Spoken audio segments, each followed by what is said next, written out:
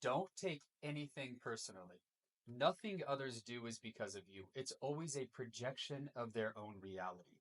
When you stop taking things personally, you will no longer be the victim of needless suffering. Don Miguel Ruiz from the book The Four Agreements. Now, I want you to really think about the implications of that statement. Don't take anything personally, because it points to something that's incredibly important. It implies that nothing is personal unless and until you go out of your way to make it personal. It's not about you until you make it about you. You either choose to take it personally or you choose not to. So, in this video, I'm going to tell you why you might choose to take things personally, why that's not such a good idea, although that's probably kind of obvious, and how you can stop taking things personally once and for all. But first, let me illustrate this process of taking things personally or making it personal with a somewhat ridiculous example from my own life, but it's true, so here we go. The other day, I was doing some reading, and our cat Zika was sitting on my lap. It was a very cute, charming scene, but after a while, he got up and he left the room. And I noticed this thought flash through my mind for a fleeting second. It was, what did I do to make him leave? Was I too boring for him? Why doesn't he like me anymore? Which is absurd because he's a cat doing cat things, being a cat. Clearly, his departure has nothing to do with me, and yet I still had the impulse to make it mean something about me.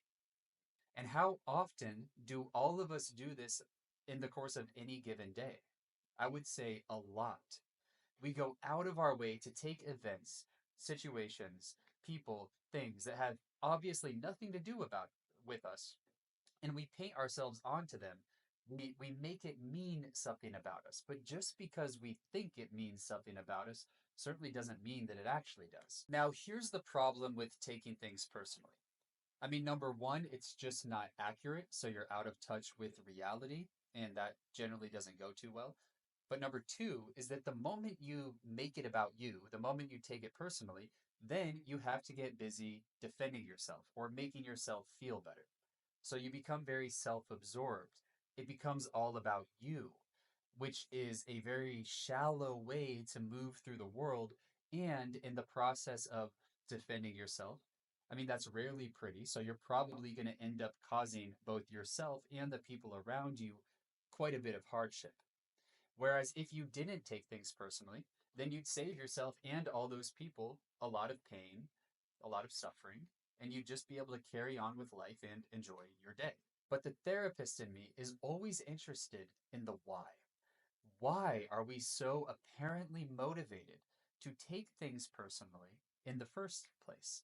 If most of what happens is obviously not about us to begin with, then why do we work so hard to insert ourselves into all of these situations, to stick ourselves on to all of these situations? What are we really after? And the answer is reassurance. See, when you successfully manage to make something mean something about you, at least in your own mind, then temporarily you know who you are and you know what the game is. You find a place to stand in a largely chaotic and unpredictable world. When my cat walks out of the room and I make it mean something about me, oh, it's because I'm not exciting enough, I'm not fun enough. Well, then in that moment, I'm the person who isn't fun and exciting enough. I know who I am. I know what's going on here. See, it allows us, it gives us this illusory but comforting sense that we really know who we are and we know what the world is about. When you make it mean something about you, then it shores up what might be your otherwise sort of shaky sense of self.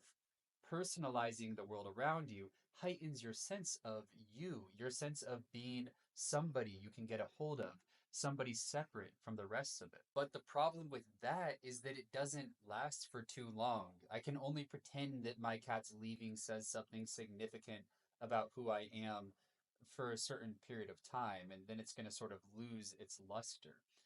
At that point, I'm going to have to find something else to prop up my identity with, to give me a sense of knowing who I am and what the world is about. What can be done about this?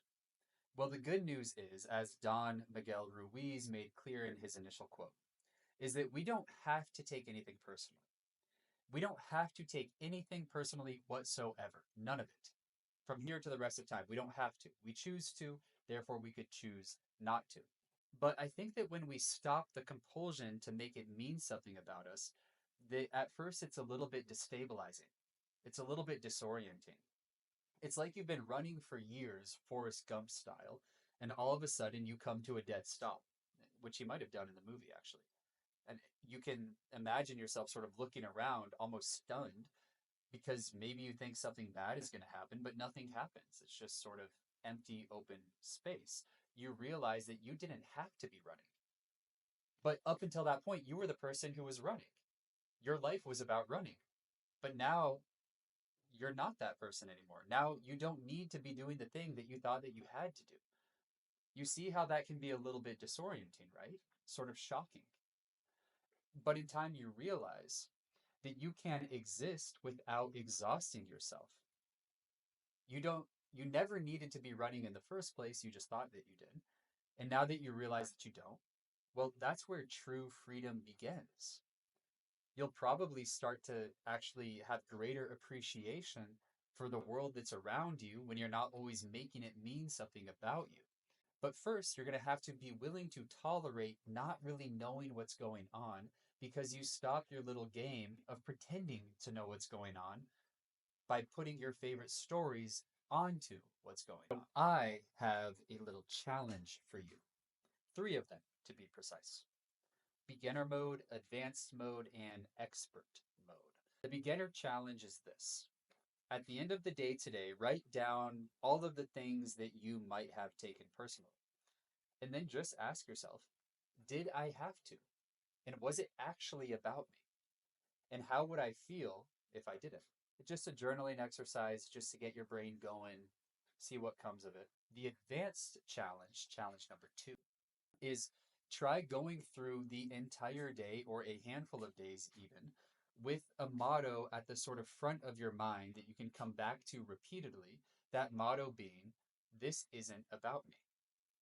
And apply it to all the situations that you come across in your life, your partner's mood, a coworker's comments, a stranger cutting you off in traffic, and just notice how it influences or changes your typical experience of the world.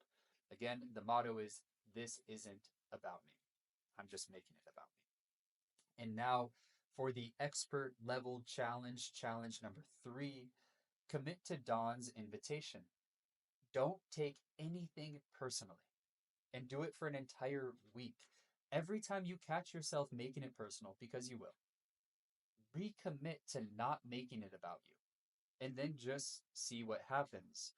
At first, you'll probably feel a little bit like a burst of panic. It's that openness, losing or giving up your familiar reference point, your familiar grip on the world. But as you stay with it, you might notice a lightness, a freedom in simply being without needing it to be about you. In the comment section, I'd love to hear how those challenges went for you, how they go for you. And if you have any other strategies or methods that you use to resist that urge, that very human urge to take it personally, to make it personal, then I'd love to hear about them. Remember, the world isn't about you, you just make it look like it is, which is what most of us do. Have a great day. Thank you for watching, and see you in the next video.